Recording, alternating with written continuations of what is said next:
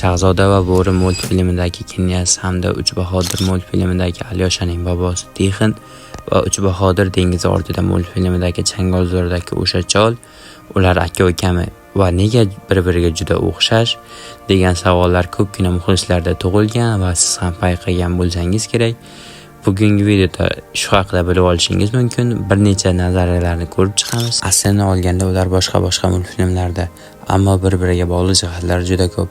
Birinchi navbatda ikkala multfilm ham Millennium Animation studiyasi tomonidan ishlab chiqarilgan bo'lib, Uch bahodirlar multfilmining ilk qismi 2004-yilda chiqarilgan va juda omadli kelgan.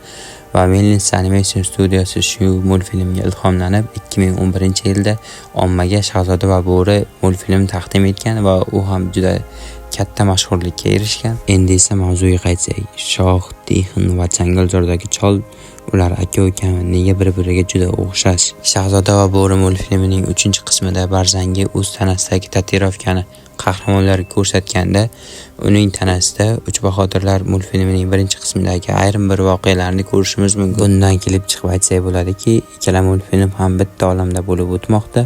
Bunga isbot uchun mana bu sahnani ham ko'rishingiz mumkin. Uch bahodirlarni olib turdim. Xo'sh, unda bular qanday aka-uka bo'lishi mumkin degan savolga kelsak, Tixin juda aqlli. U Shohga o'z saltanatini qaytarib olishga yordam beradi. Knyaz bo'lsa, xumkalla ham bo'ladi. Changalzordagi cholga keladigan bo'lsa, u Knyazdan ham o'tib tushgan xumkalla.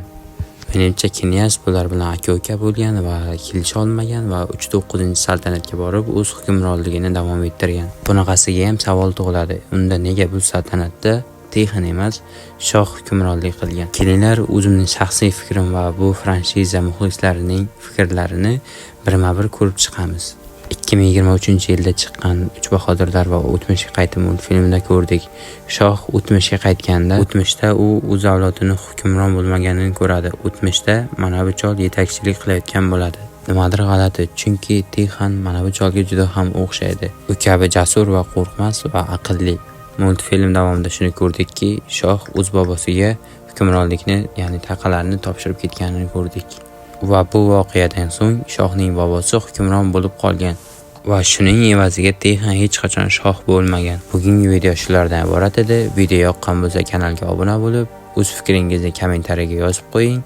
Bu kanaldagi birinchi video edi. Va keyingi videoda qaysi multfilm yoki kinoni tahlil qilib tayyor qilishimni istaysizlar, uni ham kommentariyada yozib qo'yish esdan chiqmasin.